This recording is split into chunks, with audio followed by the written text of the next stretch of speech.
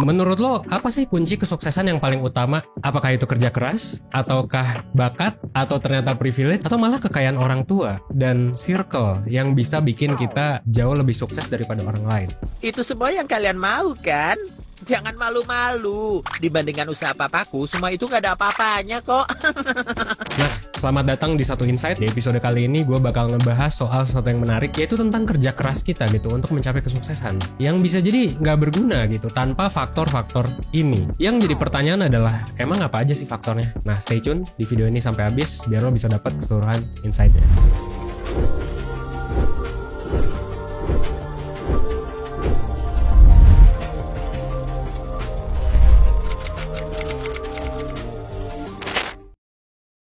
Kalau misalnya lo nanya, emang gimana sih Van cara buat jadi sukses? Nah ini sebetulnya adalah pertanyaan yang sudah ditanyakan dari ribuan tahun lalu. Dan akhirnya narasi-narasi tentang apa sih faktor kesuksesan yang utama itu jadi buku-buku yang laris di pasaran sampai dengan saat ini. Kalau kita misalnya ngelihat bestseller di luar negeri maupun dalam negeri itu mencakup buku-buku self-help yang ngebahas soal kesuksesan. Kayak misalnya ada yang bilang kalau lo mau sukses lo harus nerapin keterampilan lo dan latihan selama 10.000 jam di bukunya Outliers. Ada juga yang bilang kalau lo mau sukses lo tuh harus punya mindset kayak ayah kaya gitu daripada ayah yang miskin, rich dad poor dad gitu ya. Nah ada juga yang bilang pakai grit misalnya, lo kalau mau sukses ya lo harus tekun, lo harus kerja keras, lo harus passionate juga sama pekerjaan lo. Dan ada juga yang bilang, dan ini juga jadi salah satu inspirasi nama 1% bahwa sukses itu harus dilakukan setiap hari, setidaknya 1% setiap harinya gitu, biar nanti bisa jadi beribu-ribu persen dalam setahun. Tapi yang jadi pertanyaan, buku-buku bestseller ini dan juga kayak konsep-konsep yang sekarang mungkin udah beberapa kali kita kenal, itu sebenarnya valid nggak sih? Ya, ternyata jawabannya adalah bisa jadi enggak juga. Nah kayak misalnya konsep grit ini selalu jadi buku yang bestseller. Nah si grit ini tuh kan menarik banget ya, dan ini TED Talks-nya sangat amat populer dan ditonton oleh jutaan orang di seluruh dunia. Yang mana ini juga udah dibahas sama berbagai macam influencer, dan bahkan gue pribadi, gue meneliti grit ini sebagai objek penelitian di skripsi gue. Yang mana penelitian gue itu ternyata membuktikan bahwa grit ternyata nggak sengaruh itu ke kesuksesan. Dan di tahun 2017 gue inget banget ada meta-analisis yang membuktikan bahwa grit itu nggak penting, dan itu juga diulang di tahun 2020. Ternyata penelitian 2020 ini cukup mencengangkan. Peran grit di sini sangat amat diragukan, karena ketika grit ini dibandingkan dengan faktor lain, dan ini dibandingkan dalam waktu yang lama selama sekitar 20 tahun gitu ya, jadi penelitiannya cukup valid dan komprehensif, ditemukan bahwa yang lebih ngaruh ke kesuksesan adalah kecerdasan. Dan seberapa ngaruh sih kecerdasan ini? Ternyata kecerdasan ini 90 kali lipat lebih berpengaruh daripada grit untuk menentukan kesuksesan lo. Itu di kesuksesan akademik. Nah gimana kalau kesuksesan dalam pekerjaan gitu? Dalam misalnya lo dapat job lebih cepat dan lain sebagainya, ternyata si kecerdasan ini, inteligensi juga lebih jago, lebih keren 13 kali lipat impactnya daripada si grit. Tapi gini, gue nggak bilang grit itu sepenuhnya bullshit ya. Tapi apakah ini jadi hal yang penting? Si grit ini ternyata enggak. Ya inteligensi ternyata memang lebih menentukan kesuksesan. Kayak ini gue ada data gitu ya. Orang-orang penting dan sukses di dunia itu memang cenderung IQ-nya tinggi. Kayak Bill Gates ternyata katanya sih punya IQ 160. Sementara rata-rata IQ penduduk di Indonesia itu skornya 78,49. Itu hanya setengahnya gitu dari angkanya Bill Gates. Jadi harus dikali 2. Bahkan ini sorry ya gue bahas di sini, ada yang sempat viral di TikTok gitu yang ngebandingin IQ orang Indonesia sama IQ gorila. Yang ternyata ketika gue research juga, loh IQ gorila ternyata di 75. If you watch Coco closely, she's learning to put her fingertips to her mouth to sign eat.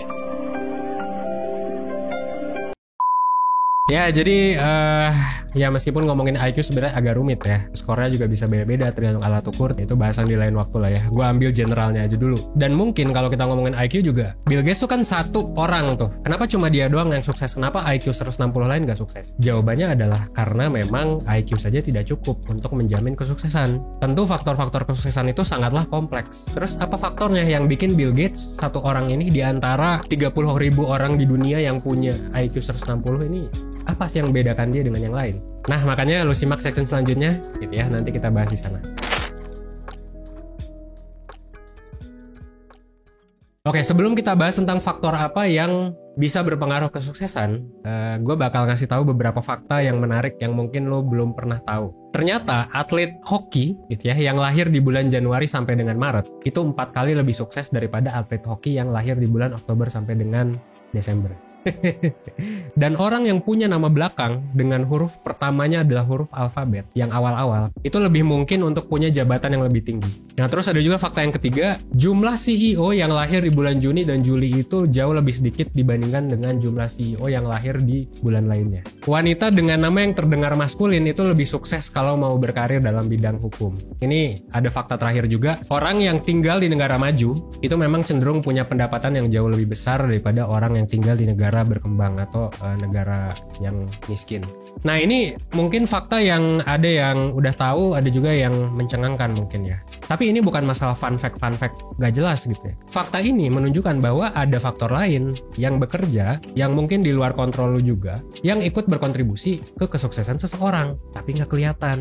Nah, faktor apakah itu? Nah, jawabannya adalah faktor hoki, luck, keberuntungan. Menariknya adalah nama lu ya, yang lu memang hoki, bisa jadi bulan lahir, dan juga banyak hal-hal lain yang kelihatannya random gitu. Tapi ya ini ya ironis banget gitu, bahwa seorang atlet gitu ya, tadi fakta yang pertama, atlet profesional itu ternyata 4 kali lipat jauh lebih sukses karena bulan lahir doang. Dan ironisnya juga kadang-kadang orang yang mengalami kesuksesan tersebut juga tidak menyadari bahwa mereka tuh sukses karena kelahiran tersebut. Atau lu tanya atlet pro ini kenapa sih lu bisa sukses, ya mereka bakal jawab bahwa lu harus kerja keras, lu bla bla bla, lu bla bla bla. Mungkin mereka akan ngasih tips trik gimana cara nembak hoki yang benar gitu ya. Padahal ya alasan mereka lebih sukses ternyata jauh lebih simpel daripada itu. Ya, ini ketika gue baca, atlet yang lahir di bulan Januari sama Maret itu jauh lebih tua daripada atlet yang lahir di bulan Oktober sampai dengan Desember. Jadi karena mereka lebih tua, mereka jadi bisa masuk akademi hoki lebih awal. Terus karena mereka masuk akademi hoki lebih awal, mereka juga jadi bisa jauh lebih tinggi. Terus juga lebih gede juga, kekuatannya lebih besar juga, lebih jago juga, dan mungkin ketika sama pelatih gitu ya, pelatihnya juga bakal lebih suka orang yang lebih jago dong gitu. Bakal jadi anak emas dibandingkan orang-orang yang masih muda yang di bulan Desember lahir sebagai anak bawang. Dan kalau misalnya kita bahas gitu ya, hal yang sama juga terjadi di Bill Gates. Kenapa sih dia bisa jadi bikin Microsoft dan jadi super kaya? Ya karena dia lahir di Amerika cuy. Dan kebetulan dia sekolah di yang namanya adalah Lakeside, salah satu sekolah paling bagus di US. Saat Bill Gates sedang sekolah di Lakeside itu kan belum zamannya komputer ya. Paling kalaupun ada komputer ya cuma 1-2. Nah, di Lakeside ini kebetulan ada komputernya cuy. Di sanalah awal mula Bill Gates tertarik sama dunia komputer. Bill Gates lahir di sana, kebetulan lahirnya tahun segitu gitu ya. Kalau telat setahun mungkin udah ada Bill Gates yang lain, ya nggak sih? Andaikan ya orang tuanya Bill Gates itu nggak milih Bill Gates untuk disekolahin di sana, ya mungkin Bill Gates tidak akan menjadi Bill Gates gitu. Kalaupun lahir di Indonesia mungkin bakal kuliah di UI kali ya, atau di ITB kali. Terus bangun startup, dan bisa jadi nggak bakal ngebangun Microsoft sih. Mungkin dia bakal ya personal branding aja, terus kayak bikin webinar sana sini, ya nggak jadi lah merubah dunianya gitu ya. Jadi influencer malah nanti Bill Gates. Dan kalau misalnya pun ada orang yang bilang bahwa sukses itu adalah hasil beneran dari kerja keras, bisa jadi bener bahwa dia kerja keras, tapi bisa jadi si orang itu juga tidak melihat blind spot. Kan orang yang sudah sukses dan kerja keras itu hanya melihat dan mengetahui kerja kerasnya dia, mungkin dia nggak tahu bahwa ada faktor lain di luar sana. Nah, pertanyaan selanjutnya adalah, terus kalau misalnya semuanya karena hoki, berarti kita bisa santuy-santuy aja dong. Jadi kayak ya udah nggak usah ngapa-ngapain karena semuanya terjadi karena hoki. Menurut lo gimana? Lo bisa jawab, kira-kira kalau misalnya kesuksesan itu karena hoki, apa yang mesti lo lakuin? Apakah lo mesti santuy atau tetap harus kerja keras juga? Simak di section selanjutnya ya. Jadi apakah kita masih perlu kerja keras gitu kalau misalnya hoki yang menentukan? Oke, anggap aja dunia ini adalah sebuah permainan, kayak game ya, lo memulai dari level tertentu. Nah sekarang bayangin kalau ada orang lahir di level 4, terus tiba-tiba dia kena toxic relationship, apa yang akan terjadi? Yang terjadi adalah ya mungkin KDRT gitu ya, udah kaya, udah sukses, udah terkenal gitu ya, dan mungkin good looking juga, tapi ternyata kesandung kasus KDRT, kesandung kasus perselingkuhan, kesandung kasus wah banyak lah. Mau sekaya apapun lo, kalau lo ada dalam toxic relationship ya bakal sedih-sedih juga, bakal rentan cemas dan depresi juga. Nah gimana caranya biar nggak terjebak di toxic relationship? Gimana caranya biar lo juga bisa kaya? Gimana caranya biar lo bisa naik level? Caranya adalah dengan kerja keras, jadi bukan hanya dengan hoki. Misalnya lo tiba-tiba bakal ketemu orang yang mengubah hidup lo gitu, ya kalau lo nggak siap juga ya kesempatan itu akan hilang gitu. Di tahun 2021 itu ada lebih dari 12.000 orang yang daftar jadi astronot di NASA, dan dari 12.000 itu hanya 10 orang yang dipilih jadi astronot. 10 orang itu adalah ya orang yang paling beruntung tentunya dibandingkan 11.000 lainnya. Itu pertanyaannya adalah apakah mereka hanya beruntung? Enggak juga dong, mereka pasti persiapan, mereka pasti kerja keras, mereka pasti melakukan banyak hal meskipun tentu ada hokinya juga. gitu. Jadi apakah hoki aja cukup? Tentu cukup, bisa aja, tapi hoki itu nggak bisa kita kontrol. So sekarang PR-nya adalah gimana sih caranya meningkatkan hoki ini? Nah ini kita bakal jawab di section selanjutnya. 3번입니다. 3번.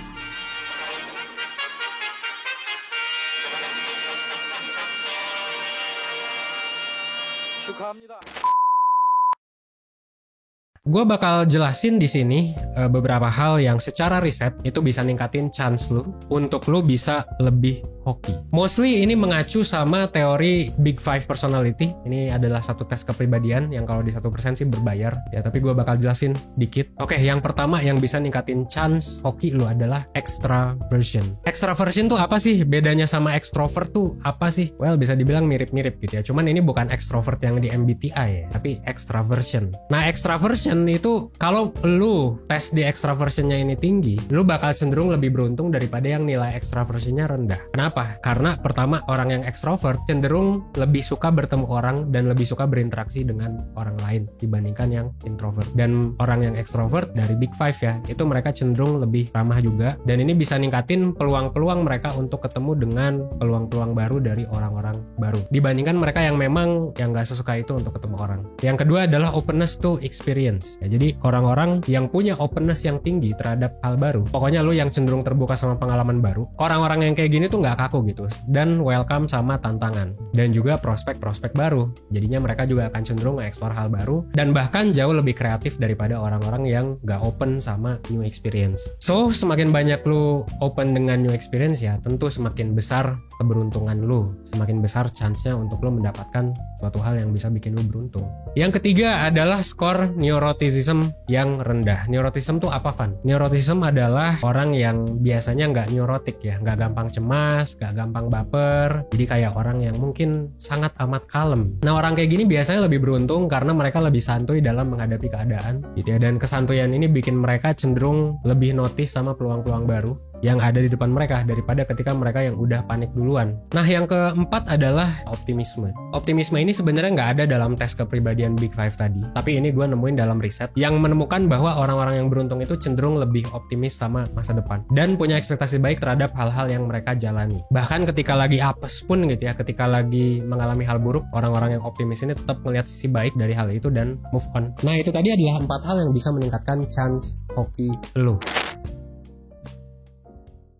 Jadi dari video ini kita bisa belajar ya bahwa hoki itu sangat amat penting, tapi juga kerja keras dan juga kecerdasan juga sangat amat penting. Jadi kita memang pada akhirnya ya semuanya penting sih. Cuman ya kalau bisa difokusin ke hal yang jauh lebih penting dulu, itu bakal lebih bagus. Yang jelas at the end of the day ya yang namanya hidup tuh bisa dibilang gak adil sih ya. Gitu, lu dilahirkan di mana, sama siapa, duitnya berapa, itu kan seringkali lu nggak punya power untuk menentukan lu mau ada di kondisi apa kan. Jadi ya udah diterima aja, move on, jalani aja gitu, santuy aja. Cuman gue pernah baca gitu ya salah satu advice yang menarik dan menurut gue ini baik mindsetnya untuk diterapkan oleh kita semua. Advice itu nyebutin bahwa ya dalam menghadapi hoki-hokian ini ya kita fokus aja ke hal yang bisa kita kontrol, yaitu kerja keras, kecerdasan kita, kemampuan kita, ya hustling aja terus. Tapi nanti ketika kita sudah sukses, jangan mikir bahwa kesuksesan ini adalah hasil dari diri kita sendiri, tapi ini adalah hasil dari ya kehokian kita. Jadi bikin kita jadi lebih humble, tapi nggak berhenti juga untuk kerja keras. Jadi tetap punya motivasi juga untuk melakukan hal-hal yang besar. Akhir kata, karena tadi kita ngebahas banyak soal kepribadian, saran gue sih